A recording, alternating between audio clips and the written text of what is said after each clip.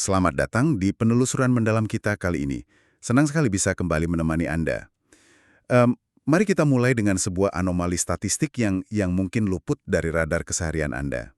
Coba Anda bayangkan momen ini sejenak. Pada pertengahan November 2022 lalu, populasi dunia resmi menembus angka 8 miliar orang. Angka yang sangat masif ya. Benar banget. Di permukaan, itu terdengar seperti ledakan populasi yang nggak terbendung, tapi realitasnya justru berbanding terbalik. Kecepatan pertumbuhan populasi kita sebenarnya sedang terjun bebas. Sebagai perspektif nih, di tahun 1950, tingkat pertumbuhan populasi global itu ada di angka 1,7%. Namun, proyeksi untuk tahun 2050 nanti, angkanya menyusut drastis, jadi hanya 0,5%. Yang sangat masif terhadap bagaimana negara, pasar, dan bahkan keluarga berfungsi. Betul. Dan untuk mengurai kompleksitas ini, sesi bedah materi kita hari ini akan menggunakan sebuah susunan slide perkuliahan mengenai penuaan dan kesejahteraan sosial. Ini akan jadi peta jalan kita. Tapi tentu saja kita nggak cuma akan membaca poin-poin presentasi. Kita akan membenturkan kerangka slide tersebut dengan temuan-temuan tajam dari riset global, mulai dari laporan Bank Dunia, Oxford Handbook, sampai Jurnal Jaminan Sosial Internasional. Tepat. Jadi, misi diskusi kita hari ini sangat spesifik. Kita ingin mengurai apa yang sebenarnya sedang mengintai isi dompet Anda. Ya, dompet Anda. Prospek masa tua Anda dan stabilitas sistem jaminan sosial ketika dunia di sekitar kita semakin menua secara kolektif. Mari kita mulai urai ini. Oke, memasuki fase pertama dari slide peta jalan kita, lanskap demografi dunia sedang mengalami pergeseran tektonik. Datanya nunjukin tingkat kesuburan global turun tajam dari 2,74 anak per wanita di tahun 2000 menjadi proyeksi 2,15 di tahun 2050. Sementara di saat yang sama, orang hidup lebih lama. Persis, angka harapan hidup meroket dari 66,5 tahun menjadi 77,5 tahun. Di slide kita, populasi ini dibagi ke dalam 3 fase kritis. Ada fase menua atau aging, itu saat lansia mencapai 7 hingga 14%. Lalu fase tua atau age di rentang 15 hingga 20%, dan yang paling ekstrim, Fase super aged. nah iya, super aged atau sangat tua. Ini ketika populasi lansia menembus angka 21% ke atas. Kecepatan transisi menuju fase super age inilah yang belum pernah disaksikan dalam sejarah ekonomi modern kita. Gini, sistem yang dibangun pada abad ke-20 itu berasumsi bahwa selalu ada piramida populasi. Jumlah anak muda jauh lebih masif di bagian bawah untuk menopang kelompok lansia di puncak piramida. Piramida klasik ya? Betul. Sekarang piramida itu berubah wujud menjadi silinder atau bahkan piramida terbalik di beberapa negara. Dan pergeseran geografisnya sungguh di luar dugaan. Disinilah bagian yang sangat menarik. Saat ini kalau kita memikirkan negara lansia, bayangan kita langsung tertuju pada Jepang, Italia, atau Finlandia. Mereka memang ada di puncak daftar saat ini. Tapi proyeksi untuk tahun 2050 melemparkan epicentrum penuaan ini ke Asia Timur. Hong Kong dan Korea Selatan. Benar. Hong Kong dan Korea Selatan diproyeksikan akan mengambil alih posisi puncak dengan hampir 40% populasi mereka adalah lansia. Kebayang nggak? Anda berjalan di distrik sibuk di Seoul dan 4 dari 10 orang yang berlalu lalang di sekitar Anda adalah pensiunan. Ini bukan lagi sekedar perubahan angka demografi biasa. Ini menuntut perombakan total infrastruktur kota dan ekonomi. Kalau kita gali lebih dalam ke riset Coach dan Bloom, Ya, riset yang sangat komprehensif itu. betul. Ledakan proporsi lansia ini membawa satu konsekuensi absolut, yaitu lonjakan kebutuhan perawatan fisik. Berdasarkan analisis mereka, antara tahun 2020 hingga 2040, permintaan global untuk perawatan jangka panjang diproyeksikan melonjak rata-rata sebesar 47%. Wah, 47%? Ya, lonjakan hampir separuh ini dalam waktu cuma 2 dekade adalah ancaman eksistensial bagi kapasitas fiskal negara manapun. Sistem rumah sakit dan asuransi kita saat ini nggak dirancang untuk menyerap guncangan sebesar itu. Angka 47% itu ibarat gelombang tsunami yang perlahan tapi pasti bergerak menuju garis pantai ekonomi kita. Tapi gini, dari data yang sama, saya melihat ada perbedaan mencolok mengenai bagaimana gelombang ini menghantam berbagai kawasan. Negara-negara di Eropa Selatan dan Timur diproyeksikan bakal sangat kewalahan. Sementara negara kayak Swiss atau Belanda yang populasinya menua dengan kecepatan yang kurang lebih sama, malah punya proyeksi lonjakan permintaan perawatan yang jauh lebih landai. Mengapa dampaknya bisa jomplang begitu?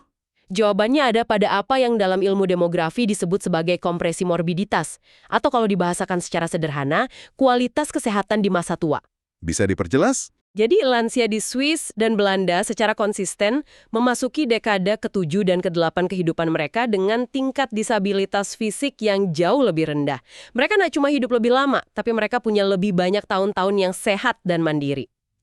Kualitas hidupnya terjaga. Tepat. Sebaliknya, lansia di Eropa Selatan menghabiskan porsi yang lebih besar dari sisa hidup mereka dalam kondisi sakit atau butuh bantuan konstan untuk aktivitas sehari-hari. Implikasinya bagi Anda sangat jelas di sini. Bahwa kesehatan itu investasi. Benar sekali. Menjaga kebugaran fisik dan mencegah penyakit kronis sejak usia 30-an atau 40-an itu bukan sekedar urusan gaya hidup. Itu adalah strategi lindung nilai finansial yang paling krusial untuk mencegah kebangkrutan pribadi di hari tua Anda. Realitas bahwa otot dan sendi yang sehat adalah aset finansial paling berharga di masa depan membawa kita pada sebuah teka-teki yang lebih besar di slide berikutnya. Jika kita hidup lebih lama, siapa sebenarnya yang akan membiayai tahun-tahun tambahan tersebut? Pertanyaan mendasarnya sangat provokatif. Siapa yang menyediakan pensiun untuk siapa? Nah, untuk memahami arsitekturnya, kita harus membedah kerangka 5 pilar dari Bank Dunia. Seperti yang diuraikan oleh Holzman dan kawan-kawan. Kerangka ini mereduksi kerumitan sistem jaminan sosial jadi struktur yang lebih rapi. Mari kita urai satu persatu. Kita mulai dari pilar 0. Ini adalah fondasi paling bawah. Sebuah jaring pengaman murni dari negara berupa bantuan sosial non-iuran. Tujuannya cuma satu, mencegah lansia jatuh ke jurang kemiskinan ekstrim. Oke, bantuan langsung dari negara. Betul. Lalu di atasnya berdiri pilar 1. Ini adalah sistem asuransi wajib yang terkait langsung dengan penghasilan pekerja. Ini sistem Pay As You Go klasik. Sebentar biar saya perjelas untuk Anda yang mendengarkan. Pay As You Go ini artinya pajak yang ditarik dari pekerja muda hari ini, uangnya langsung ditransfer untuk membayar biaya hidup para pensiunan di hari yang sama, kan? Tepat sekali. Uangnya tidak diendapkan dalam sebuah brankas raksasa untuk masa depan Anda. Uangnya langsung mengalir keluar. Nah, disinilah kita melihat pergeseran fundamental yang cukup brutal. Transisi menuju pilar 2. Dari slide yang ada, pilar 2 ini adalah tabungan wajib yang dikelola swasta menggunakan sistem iuran pasti atau defined contribution. Ini poin krusial. Tren global menunjukkan bahwa negara dan perusahaan berbondong-bondong meninggalkan sistem lama yang disebut manfaat pasti atau defined benefit. Di sistem lama itu, institusi yang menanggung resiko dan menjamin nominal pensiun Anda bakal cair sekian rupiah tiap bulan. Tapi, dengan sistem iuran pasti di pilar 2 ini, institusi pada dasarnya memindahkan bom waktu risiko investasi langsung ke pangkuan Anda. Benar. Kalau portofolio investasi Anda hancur karena pasar saham global anjlok tepat sebulan sebelum Anda pensiun, institusi lepas tangan. Anda yang harus menanggung kerugiannya sendiri. Pergeseran resiko itulah inti dari krisis arsitektur pensiun modern kita. Negara dan pasar sangat sadar kalau menanggung janji pensiun jangka panjang itu sama saja dengan bunuh diri finansial di tengah populasi yang terus menyusut. Masuk akal. Makanya, untuk menutupi lubang ini, Bank Dunia menetapkan pilar 3. Ini adalah tabungan dan investasi sukarela ekstra dari individu. Serta pilar 4, yang mencakup aset non-finansial seperti rumah atau dukungan informal dari keluarga Anda. Lalu bagaimana praktiknya di lapangan? Khususnya di wilayah kita, di Asia.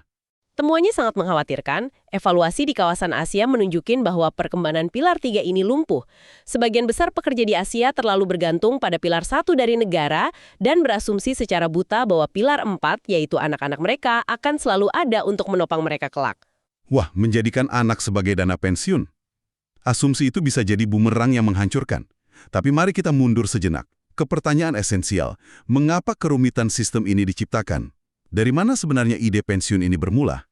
Ini sejarah yang sangat menarik. Kalau kita baca artikel sejarah dari Arza dan Johnson, kita menemukan fakta yang cukup sinis. Sistem pensiun pertama di dunia itu kan diperkenalkan oleh Kanselir Jerman Otto von Bismarck di tahun 1889.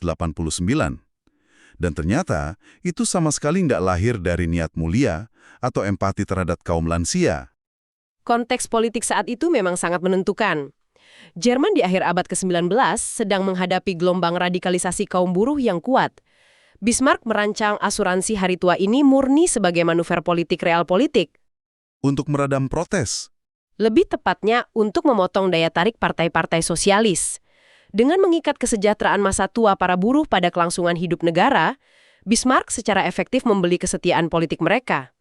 Jadi, sistem kesejahteraan modern kita pada dasarnya lahir dari taktik manipulasi politik. Sejarah selalu punya sisi gelapnya ya. Di Inggris pada tahun 1908, sistem pensiun diperkenalkan karena negara sangat ingin melepaskan diri dari bayang-bayang kelam hukum kemiskinan.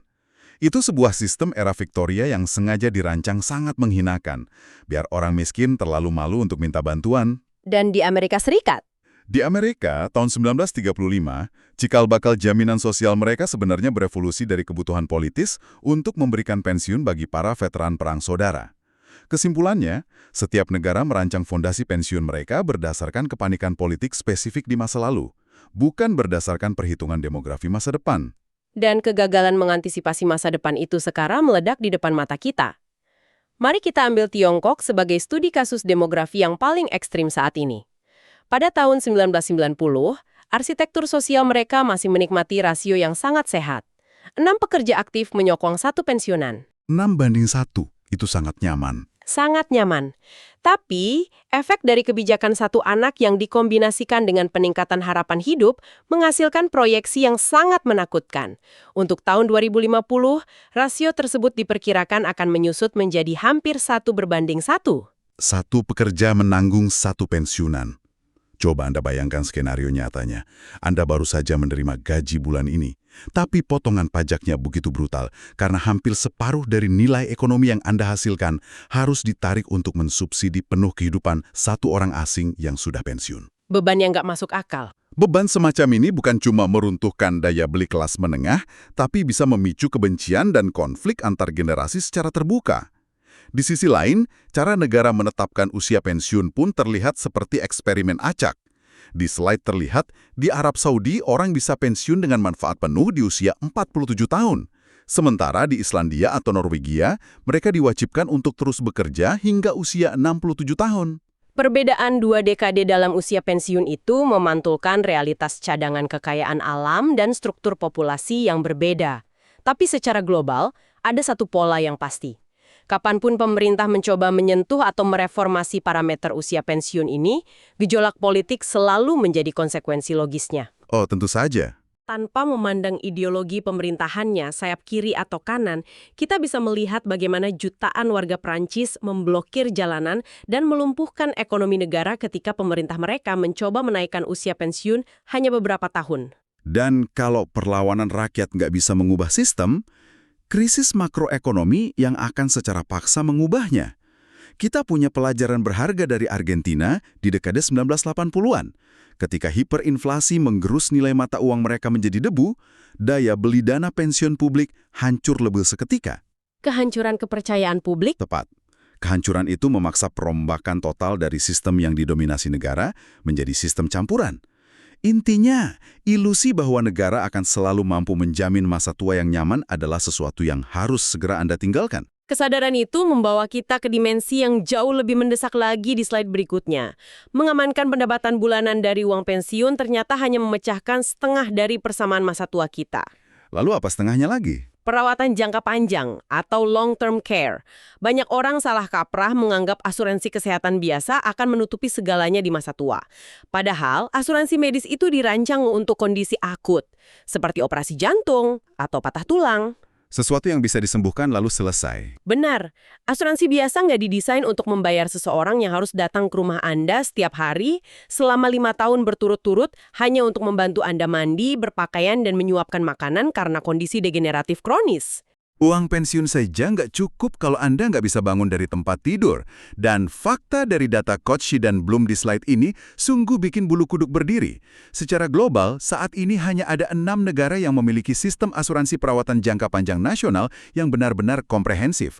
Hanya 6. Sangat sedikit. Itu artinya sebagian besar populasi dunia dibiarkan bertahan hidup sendiri. Mereka harus menguras seluruh tabungan hidup mereka atau melempar beban emosional dan finansial yang luar biasa ini kepada keluarga terdekat. Dan yang menakjubkan di sini adalah, bahkan bagi 6 negara perintis tersebut, infrastruktur mereka sedang bergetar hebat di bawah tekanan kekurangan tenaga kerja. Merawat manusia itu membutuhkan kehadiran manusia, dan pasar tenaga kerja saat ini nggak bisa memenuhinya. Jadi apa solusi mereka? Berbagai negara terpaksa melakukan eksperimen. Jepang, yang secara tradisional sangat tertutup terhadap imigran, mencoba memutar haluan dengan melatih para pengangguran lokal secara ekstensif untuk bekerja di panti-panti jompo. Israel mengambil langkah radikal dengan sangat bergantung pada pekerja migran. Di sana, lebih dari separuh pekerja perawatan langsung di rumah-rumah penduduk adalah warga negara asing. Lalu, bagaimana dengan Jerman? Di slide dibahas kalau Jerman punya pendekatan yang unik. Mereka menggabungkan kurikulum perawat dan bahkan punya kebijakan untuk membayar uang tunai secara langsung kepada anggota keluarga yang melakukan perawatan informal. Jadi keluarganya dibayar oleh negara agar mau merawat lansia di rumah. Di atas kertas, kebijakan itu terlihat brilian karena menekan biaya rumah sakit secara drastis. Tapi secara kritis, bukankah ini memicu masalah sistemik yang baru? Kebijakan ini secara praktis bakal menarik kaum perempuan yang secara tradisional memikul beban perawatan rumah tangga kembali ke dalam rumah. Mereka mengorbankan prospek karir mereka dan pada akhirnya menghancurkan potensi tabungan pilar 1 dan pilar 2 mereka sendiri untuk masa depan. Analisis yang sangat presisi. Kebijakan Jerman ini memecahkan masalah negara dalam jangka pendek, tapi mereka mensubsidi biayanya melalui pengorbanan masa depan ekonomi kaum perempuannya. Sebuah dilema yang berat. Di Belanda, kita menemukan bentuk kompromi yang berbeda. Pada tahun 80-an dan 90-an, pemerintah Belanda mendesentralisasikan wewenang perawatan ke pemerintah daerah demi efisiensi anggaran. Apakah itu berhasil? Ujung-ujungnya justru terjadi penjatahan kuota dan antrean masuk panti jompo yang luar biasa panjang. Sampai akhirnya pada tahun 1999, sistem pengadilan turun tangan. Mereka menetapkan presiden revolusioner, warga negara memiliki hak hukum yang tak bisa diganggu-gugat untuk mendapatkan perawatan tepat waktu. Negara nggak bisa lagi bersembunyi di balik alasan defisit anggaran. Putusan hukum itu meletakkan beban moral kembali penuh ke pundak negara.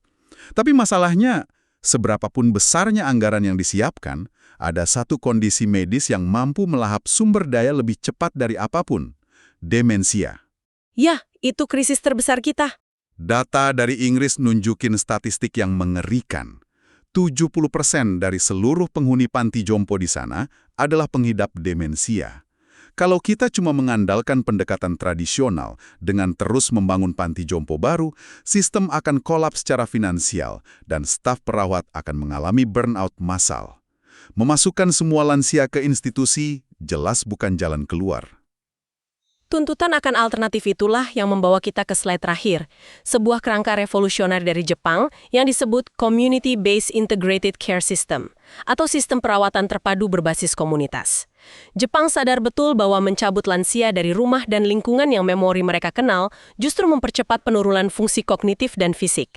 Jadi, mereka membalik pendekatannya. Mari kita perjelas bagaimana ekosistem utopia Jepang ini bekerja di dunia nyata. Ini terdengar seperti konsep yang sangat menjanjikan untuk dipelajari. Secara konseptual, sistem ini merajut layanan klinis, perawatan jangka panjang, dukungan sosial, dan tindakan pencegahan ke dalam satu jaringan hiperlokal. Syarat utamanya adalah seluruh dukungan ini harus bisa diakses dalam radius waktu tempuh 30 menit dari rumah sang lansia. 30 menit? Ya, jadi alih-alih lansia yang pergi ke fasilitas, layanannya yang datang. Dokter spesialis geriatri melakukan kunjungan rumah, perawat datang secara rutin untuk memantau pengobatan, dan yang paling penting, komunitas tetangga dilatih untuk memberikan dukungan gaya hidup harian. Semuanya dikoordinasikan oleh manajer perawatan lokal. Tujuannya agar lansia tetap berakar kuat di rumah mereka hingga akhir hayat, menunda atau bahkan menghilangkan kebutuhan akan panti jompo sepenuhnya. Luar biasa. Tapi membangun ekosistem hiperlokal semacam itu menuntut modal sosial yang sangat besar. Nggak cuma sekedar kucuran dana dari pemerintah. Ini butuh empati dan komitmen dari seluruh warga. Mengurai semua materi slide kita hari ini, menyadarkan kita pada satu konklusi tak terbantahkan. Dunia yang menua ini bukan fiksi ilmiah. Ini realitas matematis yang sedang bergulir saat Anda mendengarkan diskusi ini. Fondasi-fondasi kesejahteraan abad ke-20 sedang runtuh perlahan. Sangat rapuh saat ini. Jumlah anak muda terus menyusut. Anda harus mengambil kendali penuh atas nasib masa tua Anda dari sekarang. Ini saatnya mengevaluasi serius strategi pilar 3 Anda, yaitu tabungan dan investasi mandiri, serta pilar 4, aset yang Anda miliki. Dan yang paling krusial, berinvestasi pada kompresi morbiditas. Rawat kesehatan fisik Anda hari ini agar Anda nggak menjadi sandaran sistem perawatan medis yang mahal di masa depan. Dan jika kita hubungkan ini dengan gambaran yang lebih besar, ada satu gagasan fundamental untuk memantik pemikiran Anda. Sepanjang diskusi, kita melihat bagaimana pemerintah, swasta, dan keluarga bergulat menutupi kekurangan tenaga perawat berwujud manusia. Namun ada satu hal yang belum tersentuh dari kerangka Bank Dunia ini, yaitu teknologi. Maksudnya kecerdasan buatan. Tepat. Dengan melesatnya AI dan robotika, masuk akal untuk memproyeksikan bahwa di masa depan yang super age nanti, pilar perawatan informal kita mungkin bukanlah manusia, melainkan mesin otonom. Dan jika masa itu benar-benar tiba, ini memunculkan satu pertanyaan penting. Apakah sentuhan empati dan martabat manusia bisa dikodekan ke dalam sirkuit baja dari sistem jaminan sosial kita? Wah, sebuah dilema filosofis yang sangat mendalam untuk Anda renungkan secara mandiri di saat kita semua bersiap menghadapi hari esok yang kian menua. Terima kasih banyak telah bergabung bersama kami membedah lapisan-lapisan kritis dalam penelusuran mendalam hari ini. Rencanakan strategi masa depan Anda dengan bijak, jaga kesehatan Anda sebagai aset paling berharga, dan sampai jumpa di ruang diskusi kita berikutnya.